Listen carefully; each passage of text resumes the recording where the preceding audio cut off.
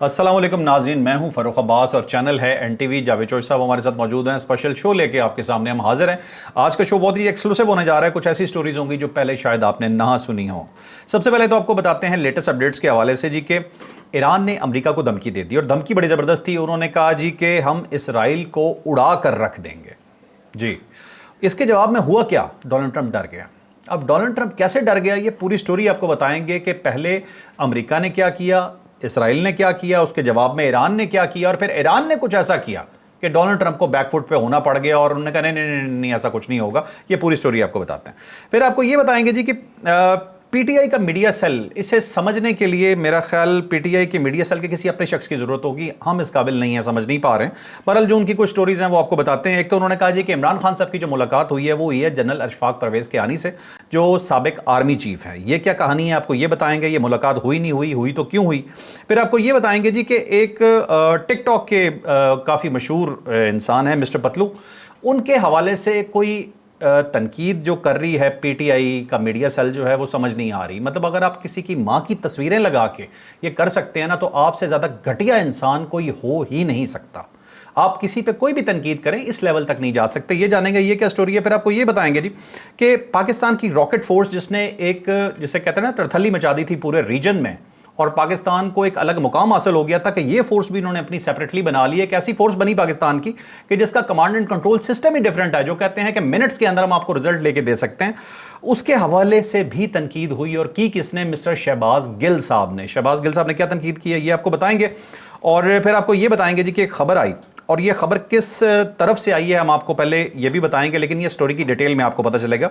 मुल्ला उमर के जो आखिरी अयाम हैं वो कहा जा रहा है कि पाकिस्तान में गुजरे, वो उस एरिया में नहीं थे जहां बताया जाता है उनके बारे में। और एक आखिरी तस्वीर उनकी शाया हुई है जिसमें वो पाकिस्तान के एक हॉस्पिटल में नज़र आ रहे हैं। ये क्या चक्कर है ये आपको बताएंगे सारा।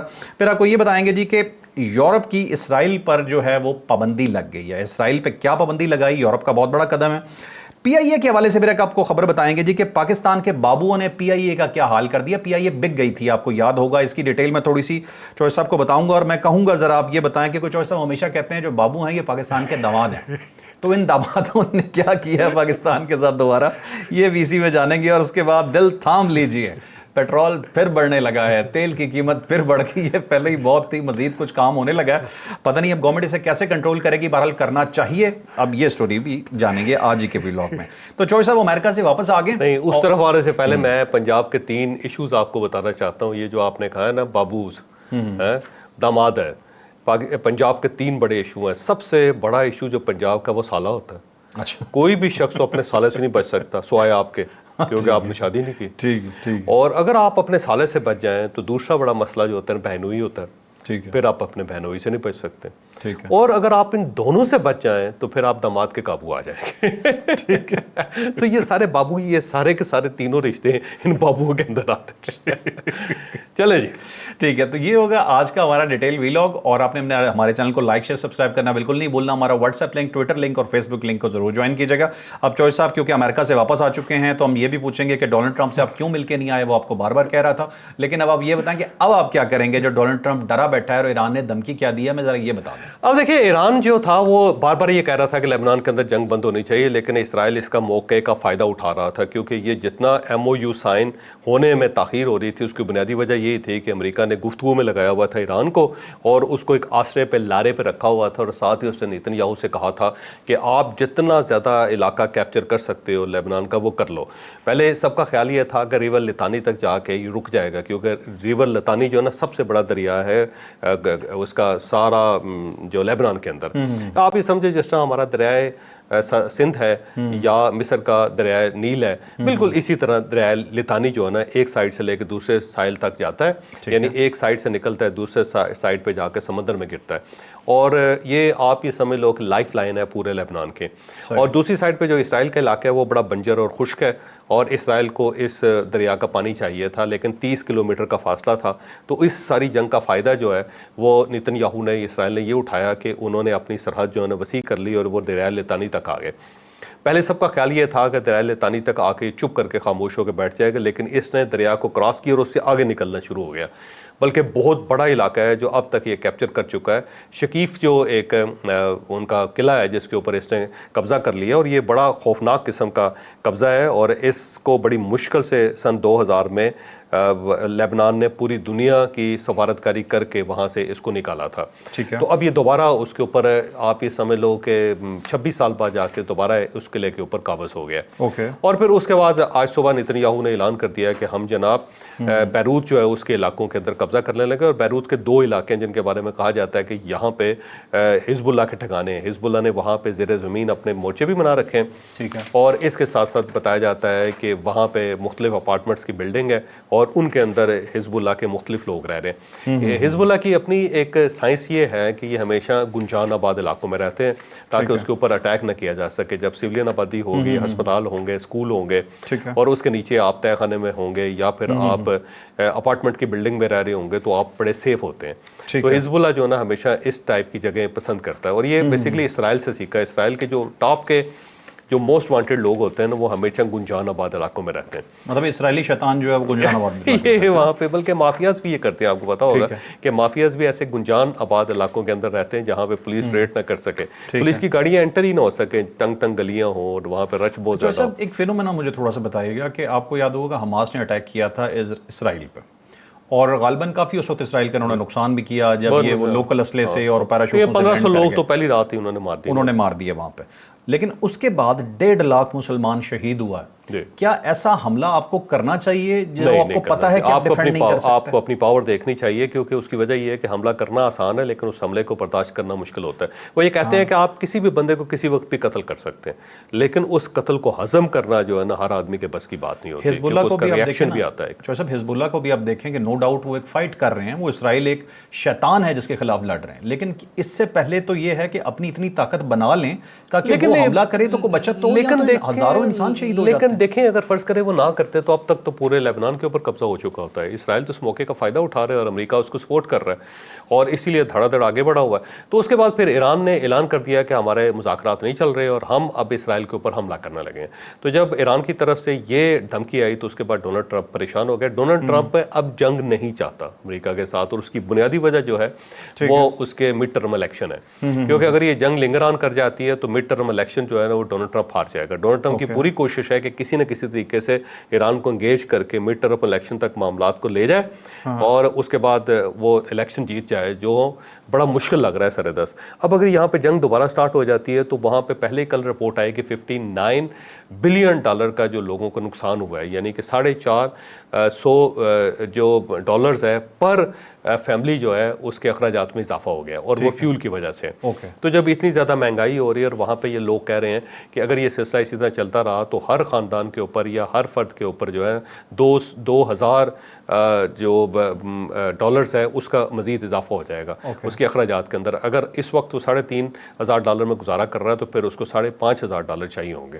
تو اس قسم کا کرائسس جو نا امریکہ کے اندر ہے، تو ڈونلڈ ٹرمپ نہیں چاہتا کہ یہ جنگ ہو، لیکن ایران نے کیونکہ جو میسج کا جواب دینا تھا اس نے انکار کر دیا. اس نے پاکستان کے ذریعے میسج کا جواب دینا تھا، اس نے کہا جی ہم کوئی میسج کا جواب نہیں دے رہے، ہم ابھی لیبنان کی جنگ روکیں گے اور اسرائیل کے اوپر حملہ کرنے لگے ہیں. تو جب ایران کی طرف سے یہ میسج آیا تو ڈونلڈ ٹرمپ کو یہ محسوس ہوا کہ جنگ جو پھیلنے لگی ہے، تو پھر امیڈیٹلی اس نے نیتن یاہو سے رابطہ کر کے بیروت کی طرف جو بڑھتی ہوئی فوجیں تھیں اس کو اس نے ہولڈ کروایا.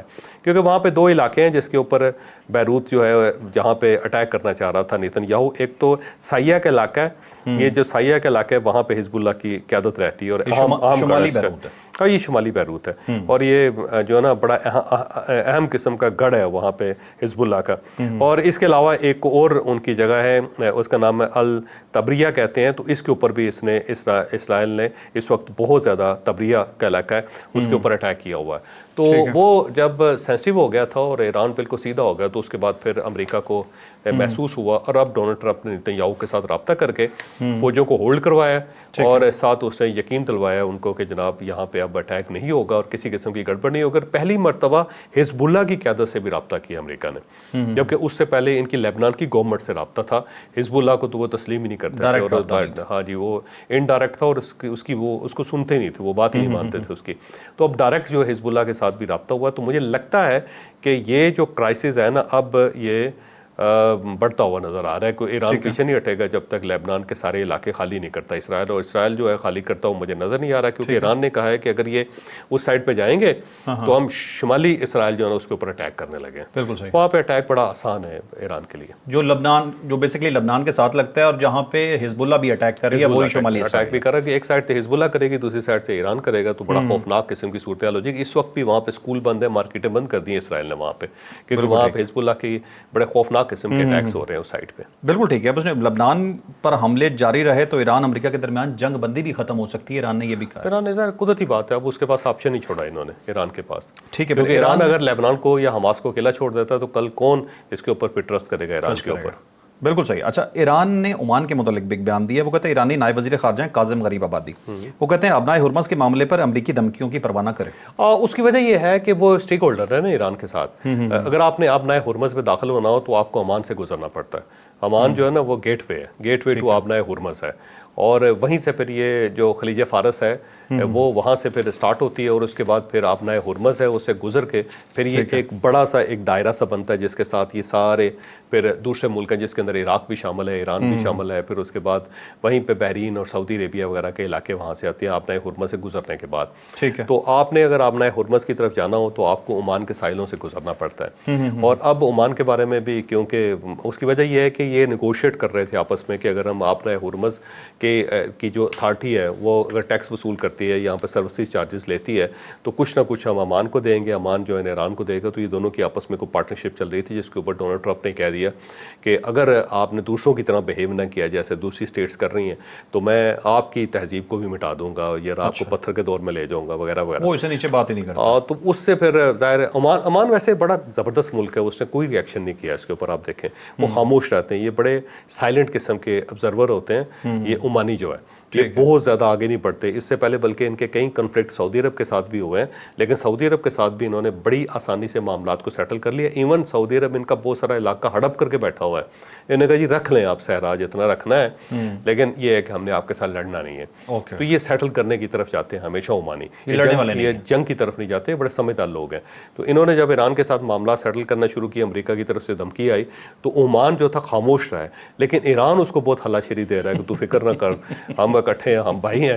تو وہ چاہ رہا ہے کہ عربوں کے اندر سے جو 7 اسٹیٹس ہیں ان میں سے کم از کم ایک تو ہمارے ساتھ ہو, تو اس کو اپنے ساتھ شامل کرنا چاہتے ہیں. اور اگر عمان ایران کے ساتھ شامل ہو جاتا ہے تو امریکہ کو ویسے ٹف ٹائم بون ملے گا, کیونکہ پھر وہ اس وقت عمانی پانیوں کے اندر کھڑا ہے. ویسے امریکہ اگر آپ کو پتا ہوگا سارے کے سارے جو ناکہ بندی انہوں نے عمان سے کی ہوئی ہے نا جی, تو وہیں پہ ان کے بحری جہاز ہے. اب اگر عمان کے ساتھ بھی گڑبڑ ہو جاتی ہے اور وہاں پہ اپنے میزائل جو ہے ایران لا کے وہاں پہ پار کر دیتا تو اچھا بھلا کام خراب ہو جائے گا امریکہ کا بھی. بالکل ٹھیک ہے. اچھا چوہے صاحب, اب یہ ٹرمپ کو جب دھمکی ملی نا تو اس کے 2 ریئیکشنز تھے. پہلا ریئیکشن تو اس کا یہ آیا, انہوں نے کہا پیغام روکنے کے حوالے سے اس نے کہا ایک تو ہمیں کوئی مطلع نہیں کیا گیا, تحریر تو پہ تو مطلع نہیں کیا. دوسرا اس نے کہا جی ہمیں کوئی اثر نہیں ہوگا, کوئی معاملہ اس کا نہیں ہوتا. پھر ساتھ ہی جو دوسری اپڈیٹ آپ نے بتائی اس میں یہاں تک اس نے کہہ دیا کہ میں نے اسرائیلی شیطان سے بات کی ہے. مطلب اس نے تو نیتن یاہو بولا ہوگا, ہمارے لیے تو اسرائیلی شیطان ہے. اس نے اسے بات کی اور کہا کہ فوجیں فوراً واپس بلاؤ, اور اس نے بلا لی. جو بیروت جا رہی تھیں وہ بھی واپس آئیں اور نئی فوجیں نہیں جائیں گی, یہ فوری طور پہ کر دیا. تو آپ کو لگتا ہے کہ اسرائیل کو بڑی تکلیف ہوئی ہوگی اس سے؟ اسرائیل کو, لیکن یہ جو ڈونلڈ ٹرمپ کی مرضی سے کر رہا تھا نیتن یاہو, یہ ذہن میں رکھیں آپ, ایسا نہیں ہے کہ اکیلا ہی کر رہا ہوں. یہ پریشر تو نہیں تھا مذاکرات کے لیے؟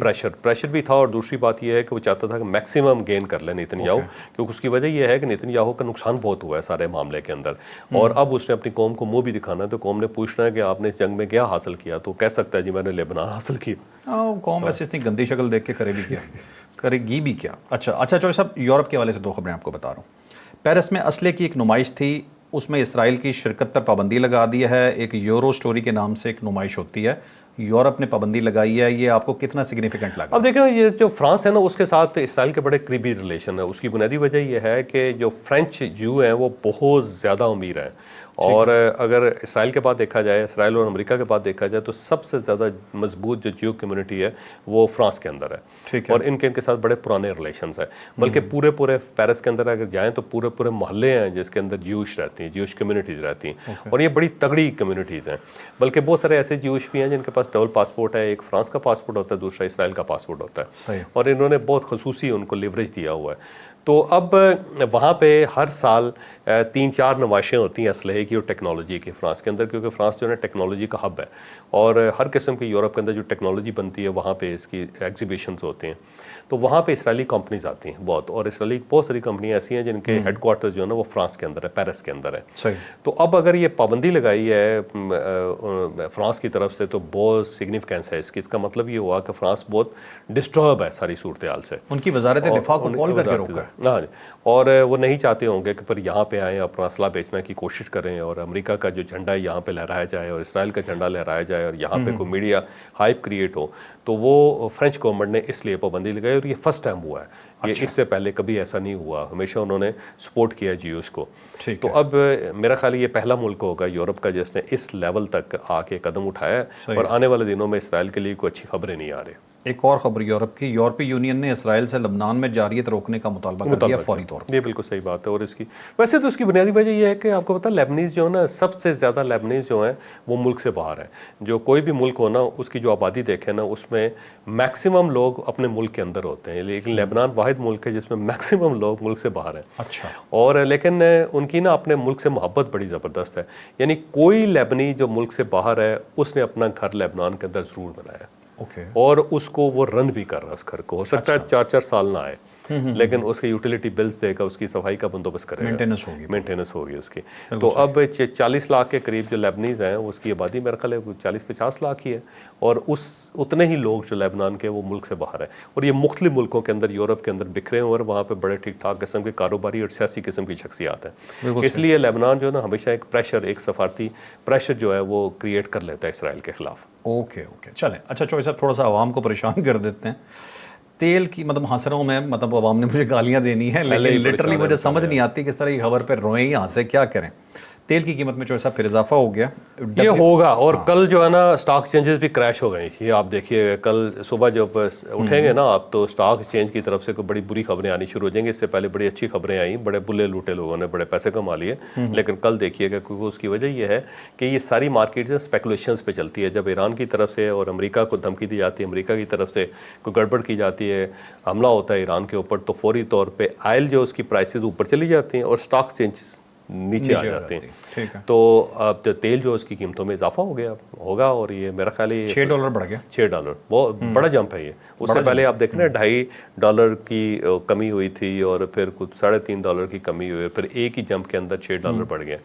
تو یہ ٹو مچ ہے، اور اس کا امپیکٹ جو ہے وہ پوری دنیا کی معیشت کے اوپر ہوگا. تیل ویسے لے کے بیٹھ گئے تھے، تیل نے تیل کر دی، ہر تیل نکال دیا سب، تیل نکال دیا سب کا. ٹھیک ہے. تو اسٹاک ایکسچینج جو ہے نا ابھی اس کی خبر جو ہے نا کل آپ ملاحظہ کریں گے، دیکھیے گا. بالکل ٹھیک ہے. اچھا چوہے صاحب، اب بڑی انپورٹنٹ کچھ خبریں میں آپ سے ڈسکس کرنا تو بڑی سینسٹیو نوعیت کی. ایک پی ٹی آئی کے پورے چیپٹر میں آپ کے ساتھ ڈسکس کرتا ہوں. پی ٹی آئی کے سوشل میڈیا اور ان کی طرف سے کچھ خبریں آئیں کہ جنرل اشفاق پرویز کیانی پاکستان کے سابق آرمی چیف جو ہیں ان کی ملاقات ہوئی ہے عمران خان صاحب کے ساتھ، جس سے انکار کر دیا علیمہ خان نے اور غور خان نے کہ ان کی ملاقات نہیں ہوئی ہے. تو میں آپ سے ایک تو یہ جانوں گا کہ یہ ایسی حرکتیں کرتے کیوں ہیں، یہ بتائیں. دوسرا، ایک چیز میں مجھے بڑی تکلیف ہوتی ہے، کچھ جینون ورکرز ہوں گے پی ٹی آئی کے جو واقعی سیاسی جدوجہد کر رہے ہوں گے، ان کا حق ہے بالکل کریں.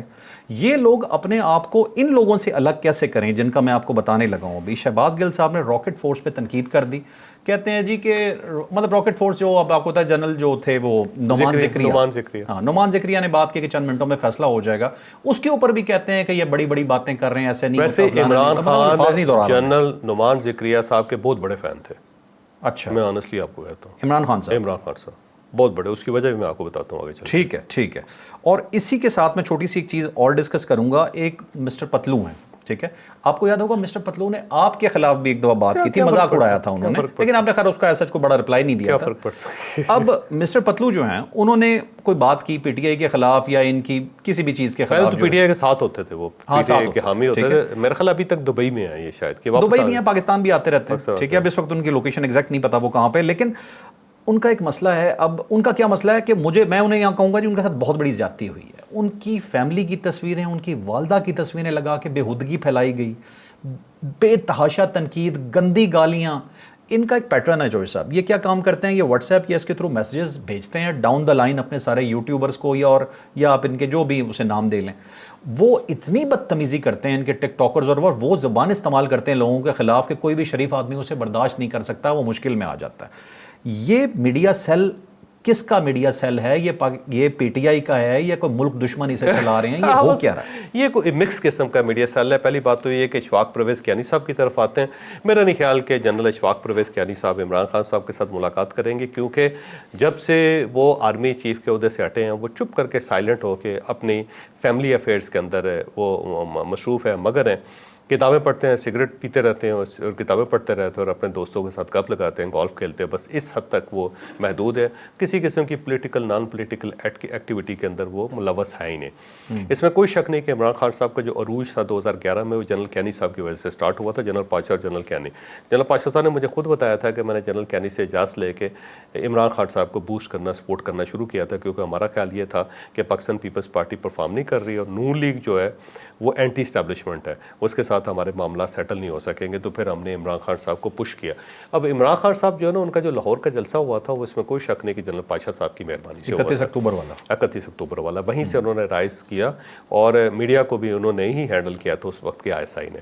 اور جنرل اشفاق پرویز کیانی صاحب اس وقت آرمی چیف تھے اور وہ بھی عمران خان صاحب کو پسند کرتے تھے. یہ دونوں پسند کرتے تھے، یہ بات درست ہے. لیکن جہاں تک اشفاق پرویز کیانی صاحب کا تعلق ہے وہ تھوڑے سے سائلنٹ ہیں اور انٹروورٹ ہیں، وہ سائڈ پہ رہنے والے ہیں. انہوں نے فوج کے لیے کام بہت کیا، اس میں کوئی شک نہیں. یہ جو یونیفارم نیا پہنا ہوا گیا یا ویپنز کے اندر جو کچھ ہوا، جو بعد میں جو مئی کی جنگ ہوئی، یہ ساری بنیادیں جو تھیں اشفاق پرویز کیانی صاحب نے رکھی ہوئی تھیں. بہرحال اینی ہو، یہ مجھے نہیں لگتا کہ یہ خبر درست ہے. دوسرا، عمران خان صاحب جو ہے نا وہ بالکل آؤٹ ہو گئے ہیں سارے سینیریو سے. ان کے ساتھ کیوں مذاکرات کیے جائیں گے اور کیوں بات کی جائے گی جب وہ میٹر ہی نہیں کر رہے اس وقت کسی قسم کے؟ تو مجھے نہیں لگتا یہ خبر درست ہے. تو پاکستان تحریک انصاف کو کچھ عرصے بعد چل ہوتی ہے. چل یہ ہوتی ہے کہ جب معاملات کنٹرول سے باہر ہوں اور آپ کسی جگہ پہ نظر ہی نہیں آ رہے تو پھر اچانک وہ اس ٹائپ کی خبر دے کے نا اپنے آپ کی ذرا امپورٹنس پیدا کرنے کی کوشش کرتے ہیں. ایسے ہی گلی میں پٹاخہ چلا دینا جس کو کہتے ہیں نا، چلتے چلتے ایسے ہی جو سائیکل کی ہوا نکال دینا کہ کچھ نہ کچھ تو مسئلہ بنے. تو یہ اشفاق پرویز کیانی صاحب کا انہوں نے بلا وجہ ایسا مسئلہ بنا دیا ہے کہ بڑا عرصہ ہو گیا جی وہ خاموش بیٹھے ہیں، وہ بھی عمران خان کی خبر کوئی نہیں آئی تو انہوں نے کہا جی ان کو اٹھائیں اور ان کے ساتھ سیٹل کریں. دوسرا جو مسٹر پتلو ہے یہ واقعی زیادتی ہے. دیکھیں آپ کو زیادتی اختلاف ہو سکتا ہے کسی بندے کے ساتھ، مجھے بھی ہے اور انہوں نے بھی میرے ساتھ بڑی بدتمیزی کیا مسٹر پتلو نے، لیکن میں سمجھتا ہے کوئی فرق نہیں پڑتا، ہر آدمی کا اپنا ویو ہے. مثلا آپ کے پاس اگر فرض کریں آپ کی جیب میں گلاب ہے تو آپ کی جیب سے خوشبو آئے گی، اگر آپ کی جیب کے اندر غلاظت ہے تو اس میں سے بو آئے گی. تو ہر آدمی اپنے پرسپیکٹیو سے بولتا ہے، اپنے پرسپیکٹیو سے اپنی پرسنالٹی کو شو کرتا ہے. کسی کی فیملیز کو انوالو کرتے ہیں نہیں، ہاں وہ ہے، لیکن میں وہی بات میں کر رہا ہوں نا. لیکن اس کے باوجود بھی جو ہے نا مسٹر پتلو جو ہے وہ اچھا ہے یار، اس نے اپنا کام کیا، وہ اپنا کام کر رہا ہے، اس کی اپنی ایک مارکیٹ ہے، اس نے اپنی کریٹ کی ہوئی ہے تو اس کی دیکھتے ہیں، اچھی بات ہے. اور اگر ہمیں لوگ دیکھتے ہیں، تھوڑے لوگ دیکھتے ہوں گے، لیکن ہم اگر ان کی عزت کرتے ہیں اور ہم اس بنیاد پہ عزت چاہتے ہیں تو مسٹر پتلو کو بھی عزت چاہیے، اس کو تسلیم کرنا چاہیے. اور لیکن اگر اس کی فیملی کی تصویریں لگائی جا رہی ہیں، اس کو ماں بہن کی گالیں دی جا رہی ہیں تو ٹو مچ ہے یار. یہ پاکستان تحریک انصاف کا یہ جو کلچر ہے نا یہ بڑا افسوسناک ہے. مجھے ویسے بعض اوقات یہ بھی محسوس ہوتا ہے کہ ہو سکتا ہے کہ یہ لوگ تحریک انصاف کے ساتھ تعلق نہ ہو ان کا اور یہ پارٹی کو بدنام کیا جا رہا ہو، بعض اوقات مجھے فیل ہوتا ہے. لیکن جب ان کے چہرے سامنے آتے ہیں، ان کی حرکتیں سامنے آتی ہیں تو عجیب سا لگتا ہے. ابھی پی ٹی آئی کے لوگ ہیں، یہی تو سمجھ نہیں آتی. ہاں لیکن یہ یار ویسے نا سوشل میڈیا کے اوپر گند بھی بہت ہے. مثلا دیکھیں نا شاہد خاقان عباسی صاحب کی میں ٹویٹ دیکھ رہا تھا، اگر یہ اوریجنل اکاؤنٹ ہے ان کا، پہلی بات تو یہ کہ مجھے نہیں یقین کہ اوریجنل اکاؤنٹ ہے. انہوں نے ایک فوٹیج لگائی ہوئی ہے اور وہ فوٹیج جو ہے وہ تھائی لینڈ کے، جس کے اندر کچھ خواتین جو ہیں ایک بندے کو پھینٹا لگا رہی ہیں اور انہوں نے شاہد خاقان عباسی صاحب کا جو اکاؤنٹ ہے، اگر پرسنل ان کا ہے، مجھے یہ نہیں یقین کہ ان کا ہے، میں پہلے کہہ رہا ہوں، تو اس کے اندر انہوں نے لکھا ہوا ہے کہ آفتاب اقبال کو پھینٹا لگ رہا ہے. دیکھیں انہوں نے خاتون کو نازیبا قسم کا اشارہ کیا اور ساری خواتینیں مل کے ان کو پھینٹا لگا دیا. اب وہ شکل جو ہے وہ نظر ہی نہیں آ رہی ہے، ان کو آفتاب اقبال صاحب جیسا جسامت ہے.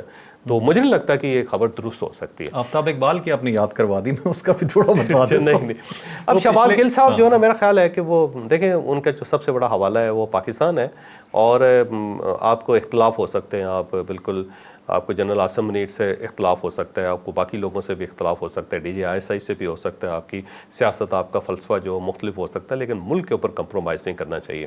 یہ جو جنرل نعمان ذکریہ صاحب ہے نا، یہ جب 2019 میں ابھینندن والا جو واقعہ ہوا تھا وہ سارا آپریشن جو تھا اس کو انہوں نے ہینڈل کیا تھا. اور میجر جنرل تھے اس وقت, یہ ڈی جی ایم او تھے, اور انہوں نے اس وقت یہ سارا آپریشن کیا تھا, اور اس کے بعد 2 طیارے گرائے گئے تھے انڈیا کے, اور ابھینندن کو گرفتار کیا گیا. تو وہ یہ آپریشن انہوں نے لیڈ کیا تھا, اور عمران خان صاحب نے ان کے لیے تالیاں بجوائی تھیں وہاں پہ, اور بہت مبارکباد پیش کی تھی, اور بڑے فین تھے ان کے یہ. لیکن آج دیکھ لیں پاکستان تحریک انصاف, وقت کی بات ہے, اب وہ اس سے بہتر پوزیشن میں لیفٹیننٹ جنرل ہیں, اور وہ راکٹ فورس جو ہے اس کے انچارج بھی ہیں, اور انہوں نے بڑی شاندار بات کی ہے وہاں پہ نا سنگاپور کے اندر, جو شنگریلا وہاں پہ ڈائلاگ شامل ہے. انہوں نے کہا ہے کہ اب معاملہ سیکنڈز کا ہے, اور اس کی بنیادی وجہ یہ ہے کہ پاکستان اور انڈیا کے درمیان گیپ ہی نہیں ہے, بالکل سرحد کے اوپر ہے, دونوں نیوکلیر پاور ہیں, اور ایک طرف سے اگر شرارت ہوگی تو وہ یہ رسپانس ٹائم جو ہے نا ہمارا بڑا کم ہے انڈیا اور اس کے درمیان. میرا خیال ہے پہلے جو تھا نا 6 منٹ کا رسپانس ٹائم تھا, اب اس کو انہوں نے بتایا کہ منٹوں کی بات نہیں, سیکنڈز کی بات رہ گئی ہوئی ہے. تو اگر یہ چھیڑ چھاڑ ہوگی تو یہ بہت بڑا نقصان ہو جائے گا. تو انہوں نے ٹھیک کہا, ایک وارننگ دی انہوں نے. تو میرا نہیں خیال کہ شہباز گل صاحب کو انڈیا کی زبان بولنی چاہیے. ایسا لگتا ہے کہ جیسے انڈیا نے اپنے ترجمان رکھ لیے ہوئے ہیں بہت زیادہ, کوئی یو کے اندر بیٹھا ہوا ہے, کوئی امریکہ کے اندر بیٹھا ہوا ہے, اور اس کی پوری کوشش ہے کہ پاکستانی فوج اور پاکستانی جو قوم ہے وہ ڈی ویلیو ہونی چاہیے. یہ جتنا میڈیا سیل ہے نا, یہ سارے کا سارا ترجمان ہے. آپ کو یاد ہے شہباز گل صاحب جو ہے نا, یہ متو سوامی ہیں باقاعدہ, ان کا نام ہی ہے, ٹھیک ہے. اچھا جو صاحب, وہ آپ نے بات کی آفتاب اقبال کی. آفتاب اقبال صاحب 1 سال سے جنگ کروا رہے ہیں پاکستان انڈیا کی, روز کرواتے ہیں, روز گالیاں کھاتے ہیں, لیکن پھر بھی بولتے ہیں. اچھی بات ہے یار, بہادر آدمی, کنسسٹنسی ہے, کنسسٹنٹ ہونا چاہیے. بالکل ٹھیک ہے. جوائے صاحب پروڈیوسر صاحب کا اشارہ آ گیا کہ تھوڑا جلدی کریں جی. ملا عمر کے حوالے سے جوائے صاحب خبر بتائیے گا, یہ کیا کہا؟ اب یہ جو خبر ہے, کیونکہ میں نے عمر چیمہ صاحب کی جو ان کا جو ویل آ گیا اس کے اندر سے سنی تھی, اور اس کے بعد پھر جو اوریجنل انہوں نے ذکر کیا, توصیف احمد صاحب ہیں, کوئی جرنلسٹ ہے, پرانے صحافی ہیں, انکہی کے نام سے وہ اپنا ایک یوٹیوب چینل چلا رہے ہیں. اس کے اندر انہوں نے ایک تصویر شیئر کی. انہوں نے کہا یہ جی ملا عمر کی تصویر ہے, آخری تصویر ہے, اور آخری وقت میں وہ کوئٹہ کے اندر تھے, اور وہیں پہ بیمار تھے, ہسپتال کے اندر ایڈمٹ تھے, اور یہیں پہ ان کا انتقال ہوا. پھر اس کے بعد ظاہر تدفین ان کی ویسے پاکستان میں نہیں ہوئی تھی, وہ وہاں افغانستان کے اندر ہوئی, اس میں نماز جنازہ ہوئی تھی, اس وقت تصویریں ریلیز ہوئی تھیں. لیکن امریکنز کا خیال یہ تھا, اس زمانے میں بھی کہتے تھے کہ یہ جو کوئٹہ شورا ہے نا وہ یہاں پہ بیٹھی ہوئی. اس میں کوئی شک نہیں کہ طالبان کی بہت بڑی اسٹیبلشمنٹ جو ہے وہ کوئٹہ کے اندر تھی. اس وقت بھی جو ملا ہیبت ہے یہ کوئٹہ کے اندر پڑھاتے رہے ہیں, یہ تو آپ کو پتہ ہوگا, ان کی ساری زندگی کوئٹہ میں گزری. ان کا بیٹا جو نہیں ملا ہیبت جو اس وقت سپریم لیڈر, اچھا ہیبت اللہ اخونزادہ کی بات کر رہا ہوں میں, جو ڈیفنس منسٹر ہے, وہ ان کا بیٹا ہے, وہ ان کا بیٹا ہے. ہاں جی.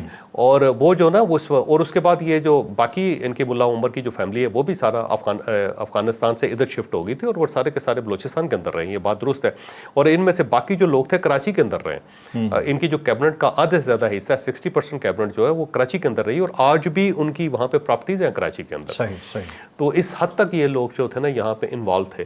اب یہ ملا عمر صاحب کے بارے میں یہ جو انکشاف ہے یہ ویسے بڑا دلچسپ ہے, مجھے اس کے بارے میں زیادہ پتہ نہیں ہے, لیکن یہ ضرور پتہ ہے کہ ملا عمر صاحب جب وہاں پہ امریکنز نے لینڈ کیا تھا اور انہوں نے کیپچر کر لیا تھا افغانستان, تو موٹر سائیکل کے اوپر وہ بھاگ گئے تھے وہاں سے. ملا عمر صاحب نے پوری زندگی کوئی تصویر نہیں کھنچوائی تھی, تصویر کو حرام سمجھتے تھے. ان کی صرف ایک تصویر تھی جو بہت پہلے چل رہی تھی, جس کے اندر ان کی ویسے تو جنگ کے اندر ان کی ایک آنکھ سایہ چلی ہو گئی تھی, اور اب یہ نئی تصویر ہے. تو میں نے کچھ لوگوں کو بھیجا ہوا ہے کہ وہ چیک کر کے بتائیں کہ واقعی یہ ملا عمر کی تصویر ہے یا نہیں. تو میں چاہتا ہوں کہ اگلا جو ہمارا ویلاگ ہوگا نا اس کے اندر ہم اس کے اوپر زیادہ بات کریں گے. بہت ساری انفارمیشن ملا عمر صاحب کے بارے میں میرے پاس موجود ہے, اور میری ان سے ملاقات بھی ہے کہ ملا عمر صاحب. اچھا آپ کی ہو چکی ہے؟ ہاں جی, میں وہ بھی آؤں, وہ بڑی پرانی بات ہے. اچھا, ہاں ماضی کی باتیں. ملا عمر کی جو شبیہ ہے, جو تصویر ہے, وہ یہی ہے؟ نہیں, اس کی وجہ یہ ہے کہ ملا عمر صاحب اپنے منہ کے اوپر کپڑا رکھتے تھے, وہ اس طرح کر کے نا, اور جیسے جو ہوتا ہے نا اپنے کپڑا اوپر سے کر کے, اور اس کے اندر سے صرف ان کی آواز آتی تھی, اور نیچے منہ کیا ہوا تھا اور تسبیح کرتے رہتے تھے. تو اس وقت بھی میں ان کو غور سے نہیں دیکھ سکا تھا. اوکے. یہ زابل کے علاقے میں کہتے ہیں کمرے میں ان کی وفات ہوئی تھی, لیکن نیا دعویٰ یہ ہے کہ یہ پاکستان میں ایک سول کسی ہاسپٹل میں ان کی وفات ہوئی ہے, اور ایک یہ ویل چیئر پہ بیٹھے ہوئے یہ تصویر آئی ہے, اور دعویٰ یہ ہے کہ ان کے آخری ایام کی تصویر. ہو سکتا ہے ایسی بات ہو. زابل کے بارے میں بتاؤں گا کہ زابل کیا جگہ ہے, کیا چیز ہے. اگلا ویلاگ جو ہوگا نا اس کے اندر ڈیٹیل کے ساتھ بات کریں گے. چلیں چوہے صاحب, اب آپ کا فیورٹ ٹاپک بابوز. نہیں یار, اب بابوز سے بڑی مختصر سے کرتے کیونکہ ہمارے پاس ٹائم ختم ہو گیا. پی آئی اے جو تھا نا اس کا مجھے پتا ہے, پی آئی اے جو ہے نا اس کو 25 مئی کو ہینڈ اوور ہونا تھا اس نے, لیکن ہینڈ اوور نہیں ہو سکا. اس کی بنیادی وجہ یہ ہے کہ یہاں پہ 40 NOCs چاہیے تھے, اور اتنے عرصے میں جب یہ بک گیا ہے تو 40 NOC جو ہے وہ پورے نہیں ہو سکے اور اس کی وجہ سے 85 ارب روپے جو ادا ہونے تھے جو کنسورشیم نے ادا کرنے وہ بھی ادا نہیں ہو سکے.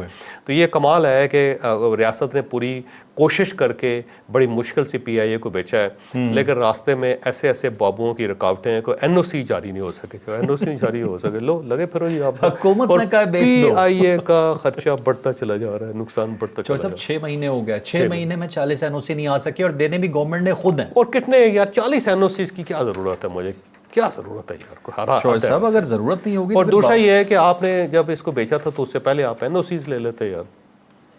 کرنے کو شوہر صاحب کچھ بھی ہو سکتا ہے, کرنا چاہیں تو کرنا چاہیں. ٹھیک ہے. تو یہ تھا ناظرین آج کا ولاگ, یقیناً انفارمیٹیو رہا ہوگا. لائک شیئر سبسکرائب, اجازت دیجیے. اللہ حافظ. پاکستان زندہ باد.